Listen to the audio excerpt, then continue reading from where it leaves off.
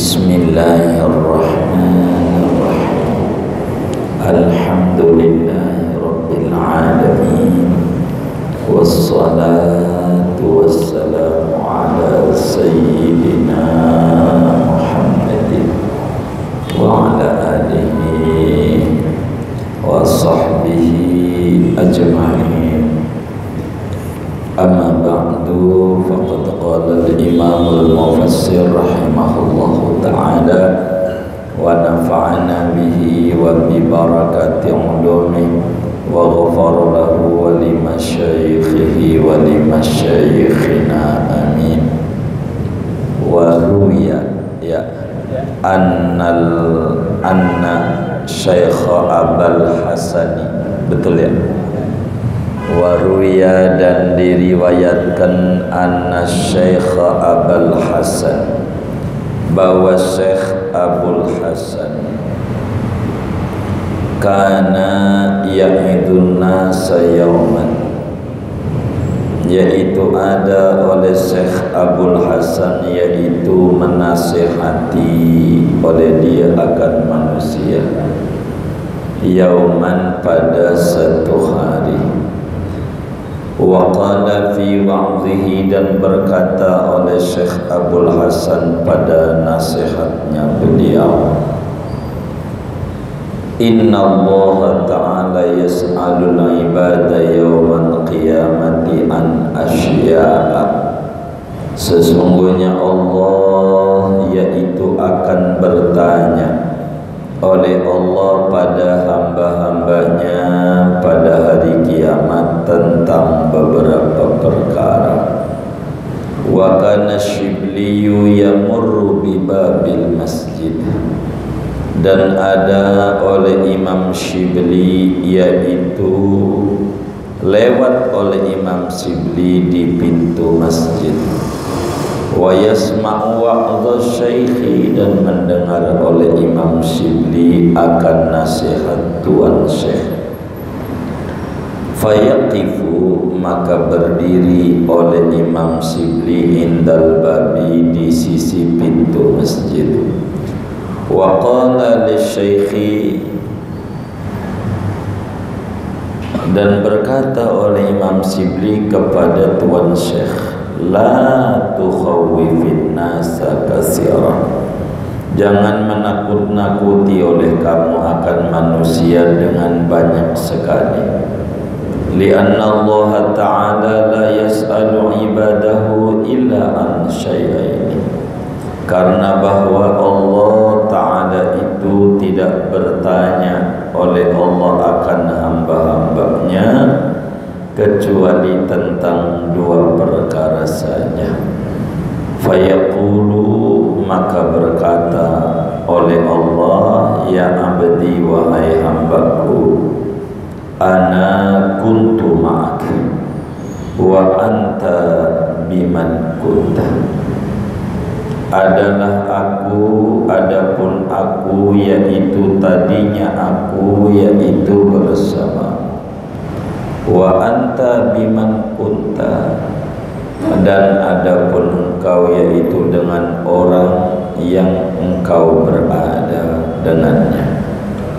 Falamma sami'a Abul Hasani hadzal kalama minasyibli, maka tatkala mendengar oleh Imam Abul Hasan akan ini omongan dari Imam Syibli, waqafa fi saririhi, maka berdiri Imam Abul Hasan pada ranjangnya, yakni kursi mengajar. Wa tara aqluhu, dan terbang, hilang oleh akalnya, pingsan.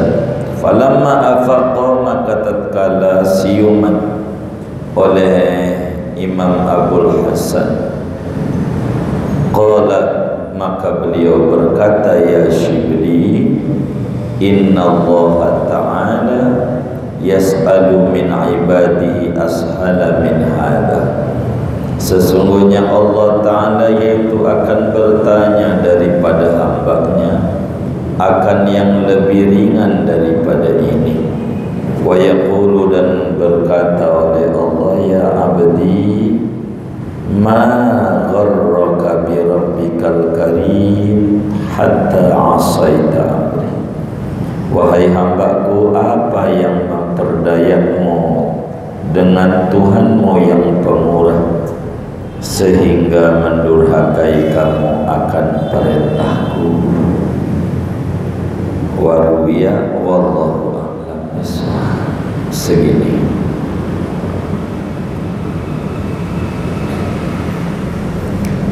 Jamaah sekalian yang mulia,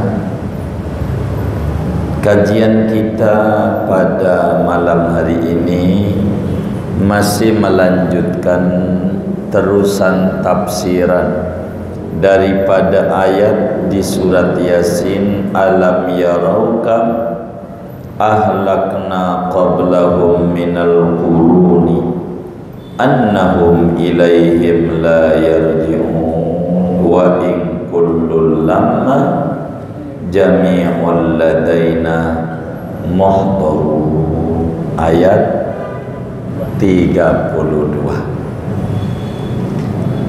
Hadirin sekalian, ayat 32 surat Yasin menjelaskan bahwa tidak ada satupun makhluk yang ada di dunia ini, apalah itu jin, apalah itu manusia, semuanya akan dihadirkan di hadapan Allah untuk dimintai pertanggungjawaban. Pertanggungjawaban apa? Dia habis bertamu, tanggung jawab sebagai tamu. Ada orang nenamu di rumah kita. Ada orang nenamu di rumah kita, dia nenamu. Maka karena nenamu di rumah kita, maka kita orang ini namanya tuan rumah. Dia namanya tamu. Saudara, ada tugas-tugas tuan rumah, ada tugas-tugas tamu. Ada. Yang namanya tamu itu sebetulnya tugasnya diatur. Yang namanya tamu itu tugasnya diatur. Artinya mengerjakan aturan yang dibuat oleh tuan rumah. Yang namanya kita tuan rumah itu ngatur. Tugasnya kita menyediakan fasilitas-fasilitas tamu. Yang menjadi masalah saudara, ada yang tidak mengerti kedudukan tamu dan kedudukan bukan tamu. Jadi ada tamu, waktu dia datang ke rumah kita, dia protes. Ini kamar mestinya sebelah kanan, jangan sebelah kiri. Ini meja makan mestinya di sono sebelah barat, jangan sebelah timur. Ini tamu. Tamu model begini namanya tamu apa menurut saudara? Songong. Emang apa songong? Ngatur-ngatur. Padahal sebagai tamu kudunya diatur. Jangan banyak ngatur, jangan banyak protes. Terima aja apa adanya. Itu namanya jadi tamu kalau ngatur-ngatur protes-protes namanya tamu songong. Begitu ya. Ini dunia adalah rumahnya Allah. Allah punya dunia nih. Punya siapa ini? Allah. Kita datang nih namanya tamu.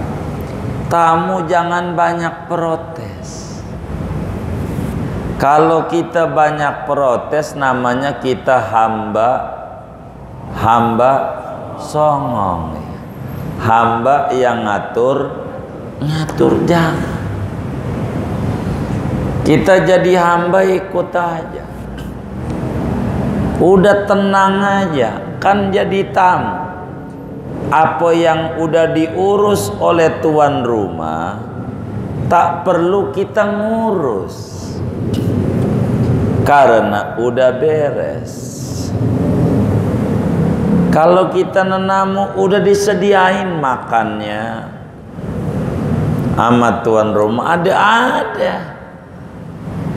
Kita tugas kita jalanin perintah sebagai tamu. Karena kita ini nenamu di alam dunia, tugas kita disuruh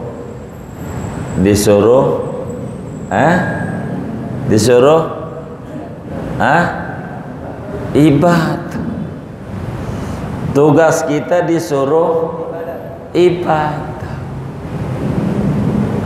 mengerjakan perintah Allah, menjauhi larangan Allah. Ini tugas kita di alam dunia nih, tugas kita. Nah, ini ada pertanggungjawabannya. Karena masalahnya fasilitasnya bukan dikit, banyak yang diberikan oleh Allah kepada kita untuk dunia ini. Maka nanti kita itu akan dimintai pertanggungjawaban. Ada LPJ-nya, laporan pertanggungjawaban hidup. Itu bukan di dunia, bukan, tapi di akhirat. Jadi dunia ini negeri apa? Negeri bercocok tanam. Dunia ini negeri bercocok tanam tuh bertani. Bertani itu gawe tuh dunia ini negeri kerja. Yo, dunia ini negeri kerja. Yang namanya kerja enak apa capek? Iya capek. Di dunia ini capek, iya capek.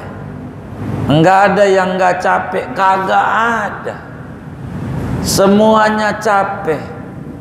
Cuman bedanya tingkat capeknya berbeda-beda. Tapi tingkat capek yang berbeda-beda itu, saudara, namanya gelas. Namanya gelas. Tapi capek itu sendiri namanya kopi, saudara. Namanya kopi. Jadi isinya mau sama, gelasnya beda-beda. Yang bikin stres sama kita karena kita ngeributin gelas, padahal isinya sama. Saya punya teman pedagang, 2 Yang satu dagang di Tanah Abang, yang satu dagang di Cipulir. Dua-duanya punya toko. Di Tanah Abang punya, di Cipulir punya. Yang satu juga sama, di Tanah Abang punya, di Cipulir punya. Kata teman saya nih, si A, ini kisah nyata. Dia bilang, guru, dagang tuh yang paling hoki di Cipulir. Di Tanah Abang payah banget dah, payah. Bagusan di Cipulir. Kata si A. Minggu besok si B main ke rumah kita. Dia bilang, guru, dagang tuh yang bagus di Tanah Abang, di Cipulir mah payah banget dah. Bagusan di Tanah Abang. Jadi akhirnya kita kumpulin juga nih orang. Duduk. Kata dia, dagang yang bagus adalah di Cipulir. Kata yang atunya, dagang yang bagus di Tanah Abang. Kata saya, jadi yang bagus di mana? Dia nyela Cipulir, dia nyela Tanah Abang. 5 bungkus. Wong yang ngasih rezeki mah Allah. Hanya kita nih bungkus saja. Orang kaya ada pusingnya, ada. Orang miskin ada pusingnya, ada. Orang kaya ada senangnya, ada. Orang miskin ada. Dunia emang begitu. Kata yang naik mobil ngelihat orang tidur di trotoar depan assalam.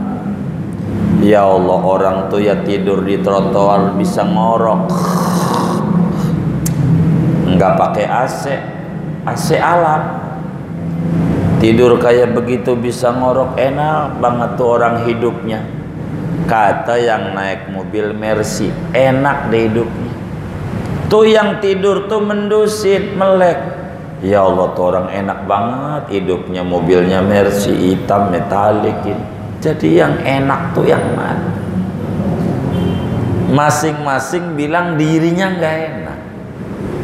Ini karena dia tidak bisa menikmati dunia negeri bercocok tanam.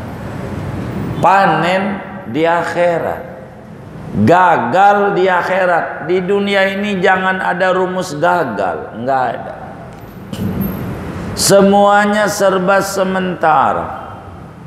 Sakit sementara, senang sementara.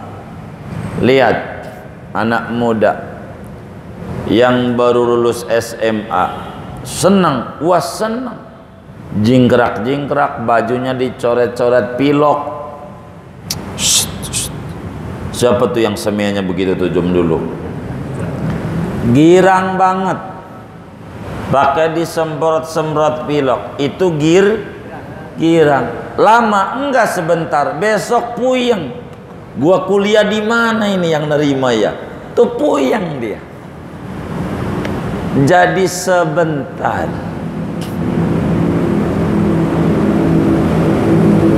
Dunia begitu. Wa in kullul lamma jami'un ladaina mukhtarun. Nah, pada paparan malam ini mau cerita tafsirnya. Dulu Syekh Abdul Hasan selalu berpidato di masjid. Tiap hari pidato di masjid. Satu hari dalam pidatonya itu menerangkan bahwa nanti di akhirat Allah bakal nanya ini sama kita macam-macam pertanyaan. Nanya makan, nanya minum, nanya umur, nanya tetek, nanya bengek, apa aja ditanya. Dijelasin panjang lebar. Bahwa kelak di akhirat Allah bakal nanya banyak pertanyaan. Ditanya tentang umur, ditanya tentang masa muda, ditanya tentang hidup, ditanya tentang harta, ditanya tentang amali, macam-macam dia jelasin. Nah, waktu beliau pidato itu ada seorang sufi besar namanya Imam Shibli. Imam Shibli itu sufi besar. Dengar ada kiai ceramah bahwa di akhirat manusia akan ditanya ini itu macam-macam. Ketika mendengar itu, kata Imam Shibli bilang begini, wahai Tuan Syekh Abul Hasan, jangan nakut-nakuti orang sampai begitu banyak, ngeri orang. Pakai disebut sekian puluh pertanyaan bakal diajukan nama Allah, yang bikin orang jadi stres. Jangan begitu. Biasa kalau kiai begitu, kan kiai ama mubaligh lain. Kalau mubaligh kan ceramah bisa 2 jam, isinya paling 2 menit. Ini kiai ngomong 2 menit, isinya 2 jam, beda. Begitu. Kalau penceramah begitu, bak bu, setengah jam bak bu aja, isinya dikit. Isi. Ini kiai, denger ini tukang pidato, jangan begitu. Serem amat itu pertanyaan. Allah tuh enggak banyak nanya, cuman 2 doang di akhirat. 2 dari 2 jam tuh yang dia pidatoin disingkat sama yai. 2 dari 2 jam 2 menit. Dari 200 pertanyaan cuman 2 doang. Allah tuh bakal nanya 2 doang. Kata Imam Abul Hasan sang pidato nanya, wahai Imam Shibli, 2 tuh nanya apa 2? Kok saya bilang banyak ratusan, kok 2 doang? Allah tuh nanya begini. Yang pertama, ana kuntu ma'ak. Yang kedua, wa anta ma'a, wa anta biman kunta. Allah tuh nanya pertama, ana kuntu ma'ak, saya dulu bersamamu, saya kasih kesehatan, saya kasih harta, kasih ini, saya dulu bareng sama engkau di dunia sebagai tuan rumah, akhirat juga rumahku. Tapi di dunia negeri usaha, negeri ikhtiar, negeri ibadah. Aku dulu bersamamu. Yang saya tanya, wa anta biman kunta, dan engkau bersama siapa? Siapa yang bakal nolongmu di akhirat? Itu pertanyaannya. Anta biman kunta, engkau bersama siapa nanti? Di akhirat cuma 2 pilihan, imma surga, imma neraka. Ente mau lari kemana milihnya? Dulu fasilitasku beri semuanya, sekarang ente mau kemana? Itu doang yang ditanya Allah, kata Imam Shibli. Dulu apa aja ku berikan, fasilitas hidup. Sekarang ente mau kemana? Jalan cuman dua. Ada satu jalan menuju surga, ada satu jalan menuju neraka.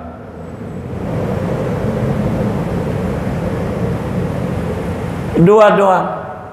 Dan masing-masing nanemnya di dunia.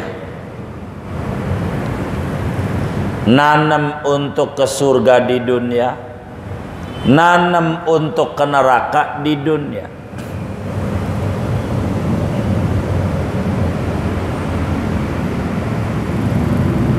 Ketika disampaikan kalimat ini oleh Imam Shibli, Imam Abul Hasan diri dari kursi mengajarnya sampai dia pingsan. Ngomongnya dikit tapi padat. Anda mau kemana dan bersama siapa sekarang? Ini repot. Orang bertakwa, wasiqal ladzina taqau ilal jannati zumara, ada lain. Masing-masing ada tempatnya. Maka tergantung kita nanam di dunia ini, nanti di akhirat bakal ditanya. Kalau bahasa Imam Shibli cuman ditanya mau bareng sama siapa, lah bingung. Mau ke surga nggak ada tiket, yang ada tiket neraka kan nggak bisa jawab, karena kita di dunia kurang bersyukur. Yang ada ngeluh, rugi kita. Uang bakal dibalikin di akhirat, bakal dimintai pertanggungjawaban oleh Allah Subhanahu wa ta'ala.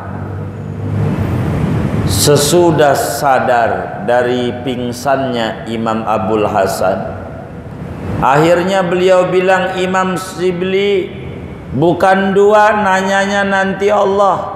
Saya bisa singkat dari banyak tuh. Atu doang. Allah nanti di akhirat bakal nanya atu pertanyaan. Apaan? Atu doang. Ma gharraka bi rabbikal karim. Itu pertanyaan Allah nanti di akhirat. Satu, tidak banyak. Ma gharraka bi rabbikal karim. Kata Allah, apa yang membuat ente terlena dengan kemurahanku di dunia? Itu doang. Apa yang membuat engkau terlena, enggak siap-siap bekal untuk akhirat ini? Kan udah dibilang, wa in kullul lamma jami'un ladaina muhdaru. Semuanya bakal dihadapkan di hadapan Allah. Ditanya apa? Satu nanyanya, ma gharraka bi rabbikal karim. Wahai fulan, apa yang menyebabkan Anda terbuai dengan kemurahan Allah sampai tidak siap-siap bekal? Kan tahu ada akhirat. Apa yang membuat engkau terlena? Apa yang membuat engkau terbuai? Apa yang membuat engkau ini lalai? Itu pertanyaan yang bakal ditanya oleh Allah di akhirat. Siapin jawaban kita. Itu pertanyaan adalah pertanyaan celaan. Wong bahasa lainnya omelan. Mengapa Anda dulu di dunia terlena? Sehat saya kasih, Umur saya kasih, umurmu ngelebihi umur Nabi Muhammad sampai 70 tahun, ngelebihi umur Abu Bakar 63, lu 70 tahun, ngelebihi umur Umar 63, lu 70 tahun. Ono Umar umurnya nggak banyak kayak ente, tapi ibadah kayak begitu, ente ngapain? Bakal ditanya sama Allah kita. Siapin jawaban. Apa yang membuat terlena nikmat begitu banyak? Sehat dikasih, hidup dikasih, tidur bisa tidur nggak pakai bayar kayak orang-orang buang duit karena nggak bisa tidur. Makan apa aja masih enak, nggak kayak orang-orang mau makan ini nggak boleh, itu nggak boleh, itu nggak boleh sama dokter. Ampe engkau nggak ibadah, apa yang membuat engkau sampai tidak ibadah, sampai kau bisa mendurhakai perintahku? Bukankah nikmat demi nikmatku berikan? Kenapa yang kau setor kemaksiatan demi kemaksiatan? Apa yang membuat engkau terlena di dunia sampai yang kau bawa ke akhirat hanya dosa demi dosa? Bukankah ada kesempatan itu untuk berbuat baik? Masa pandemi sedikit banyak di rumah keburu dengan kita baca zikir Quran macam-macam, tapi enggak keburu juga. Ma gharraka bi rabbikal karim hatta asaita amri. Hambaku,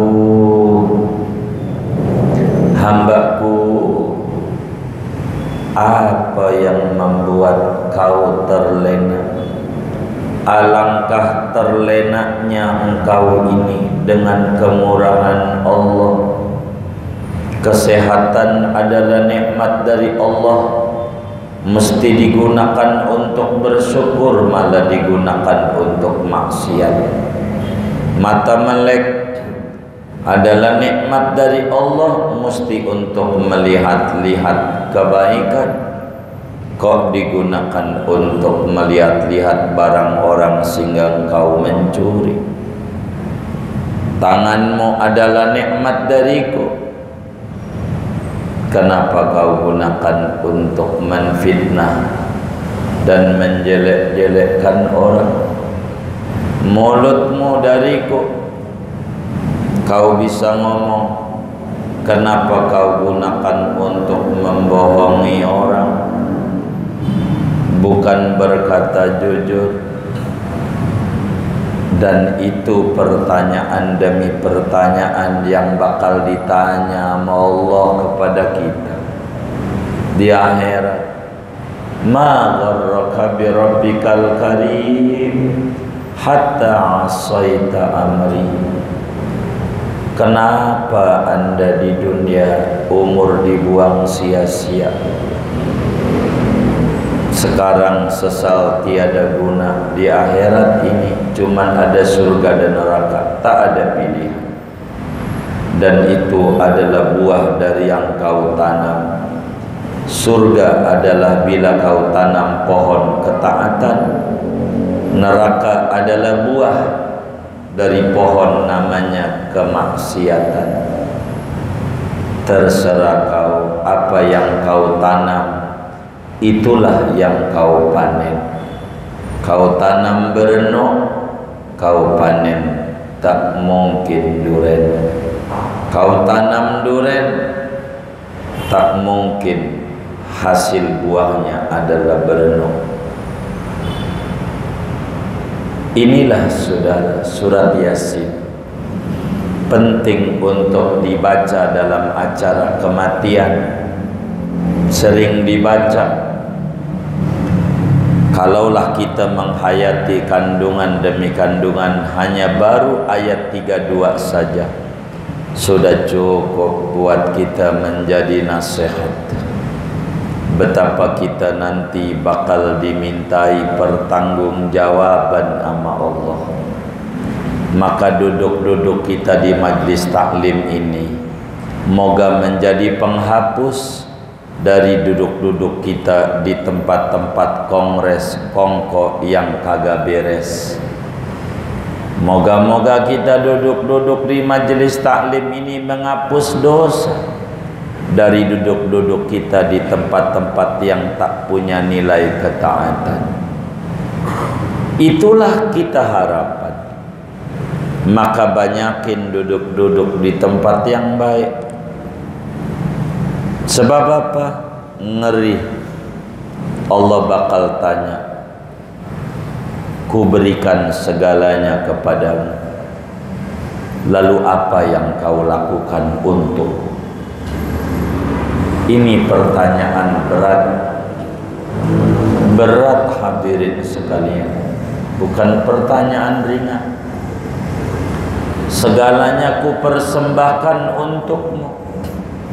Kesehatan yang tidak bisa diperjualbelikan oleh mereka yang ada di rumah sakit, pengen beli kesehatan sama kita, tak kita jual, saking mahalnya nilai kesehatan. Enak tidur adalah nikmat dari Allah. Banyak orang tak bisa tidur kecuali harus meminum obat ini, obat itu. Ini untuk apa segalanya? Saudara, apa aja bakal ditanya sama Allah. Maka jangan terlalu banyak angan-angan yang membuat kita jadi lupa tentang apa yang mesti kita bawa menuju akhirat. Hendaklah kita mati-matian mengejar sesuatu yang punya nilai ketika kita mati. Hendaknya kita mati-matian mengejar sesuatu yang bermanfaat ketika mati. Jangan sekali-kali kita mati-matian mengejar sesuatu yang tak punya nilai manfaat ketika kita mati. Ambillah sisi-sisi manfaat dalam hidup. Umur kita enggak tahu, tak perlu panjang umur, tak perlu 2-3 kali kita hidup. Sekali kita hidup, asal dijalani dengan benar, sudahlah cukup untuk bisa menjawab pertanyaan Allah di akhirat. Tak perlu panjang-panjang kita umur yang ada saja kita manfaatkan sebaik-baiknya, agar supaya kita bertemu dengan husnul khotimah, yang ketika kita ditanya sama Allah, kita mampu untuk menjawab, ma gharraka bi rabbikal karim hatta asaita. Ngapa fasilitas segalanya ku berikan, namun kau tidak mau juga sujud kepadaku. Sekarang kau baru sadar, telat, ini akhirat. Nasi sudah menjadi bubur. Namun saudara, ini alhamdulillah dunia namanya saudara. Umur kita yang terbuang, yang kemarin-marin adalah tak bisa balik. Kita tangisi tak ada gunanya perlakuan kita yang dulu-dulu. Kerjaan kita yang dulu-dulu kita tangisi, enggak ada manfaat. Kita yang ada malam ini dan besok enggak tahu sampai kapan Tuhan beri kita izin bertamu di dunia ini. Maka umur yang ada nih saudara, daripada kita ngeluh mikirin corona ini itu, kita harus mikirin amal yang kita bisa perbuat sebisa kita. Baca Quranlah barang seain dalam sehari, Seain saja, nggak usah banyak-banyak. Belepotan nggak apa-apa, daripada yang bacanya bagus tapi orang baca Quran. Baca saja, sehari seain, besok seain, besok seain, mumpung mata kita masih diberi lihat oleh Allah. Banyak orang yang udah nyesel karena sudah tak bisa lihat. Kita gunakan untuk memuji-muji Rasulullah dengan baca sholawat. Untuk apa? Untuk kita cari sandaran. Mau nyandar sama siapa kita di akhirat. Tapi mau nyandar sama Nabi Muhammad, enggak punya rekening. Wong ada namanya syafaat. Syafaat itu apa? Syafaat itu adalah bonus, tapi kudu ada nomor rekeningnya dan kudu ada tabungannya. Tuh bonus suka ada tuh BRI yang samping Assalam tuh kan tebang-tebang tuh di TV-nya, mobil BMW terbang, motor banyak banget terbang, laptop, itu bonus. Kudu ada nomor rekening. Apa itu nomor rekening? Rekening adalah namanya asyhadu alla ilaha illallah wa asyhadu anna muhammadar rasulullah. Tapi enggak cukup nomor rekening doang. Kudu ada isi tabungan. Apa tabungannya? Baca sholawat kepada Nabi. Itu nabung untuk dapetin bonus syafaat dari Nabi. Mau nyandar kemana? Mau ngadepin Allah. Di dunia kita nggak ada pengacara, kelimpungan saudara ngadepin polisi. Kalau nggak ada pengacara, ada pengacara aja masih kelimpungan. Bagaimana kita ngadepin yang nyiptain polisi di akhirat, yang bakal interogasi kita, bakal interogasi kita, yang nyiptain polisi. Penjaranya namanya Jahannam, algojonya namanya Zabaniyah, dengan pimpinannya namanya Malik alaihi salam. Ngadepin integrasi Allah tuh, integrasi oleh Allah subhanahu wa ta'ala. Apa yang akan kita lakukan? Jawaban apa yang aku berikan ketika ditanya oleh dia, ma gharraka bi rabbikal karim? Sebab wa in kullu lamma jami'un ladaina muhdarun. Mari mumpung di dunia seperak dua perak, ada kotak amal Jumat tuh jangan pura-pura merem, isi biar 1000. Buat apa? Penyelamat. Kullun nasi tahta dhilli shadaqatihi yaumal qiyamah. Tiap orang itu, kata Nabi, di bawah naungan sedekahnya pada hari kiamat. Jangan nurutin kita enggak punya. Dengan sedekahnya pakai kalau keburu mati. Ada kotak amal Jumat biar 1000 isi. Buat apa? Nyelamatin kita. Cari pembelaan. Anggap mengganti duit yang buat sia-sia, yang kurang ada manfaatnya, yang kagak-kagak, biar 1000. Yang penting kita buat penyelamat kita di akhirat. Sebab sedekah itu bisa menolak murkanya Allah. Begitu nyogok sama Tuhan lewat sedekah. Begitu tak minta balasan, tak dah, biarin Tuhan urusannya nanti. Kalau di dunia dikasih itu bonus, kita menanti aja niatnya. Begitulah.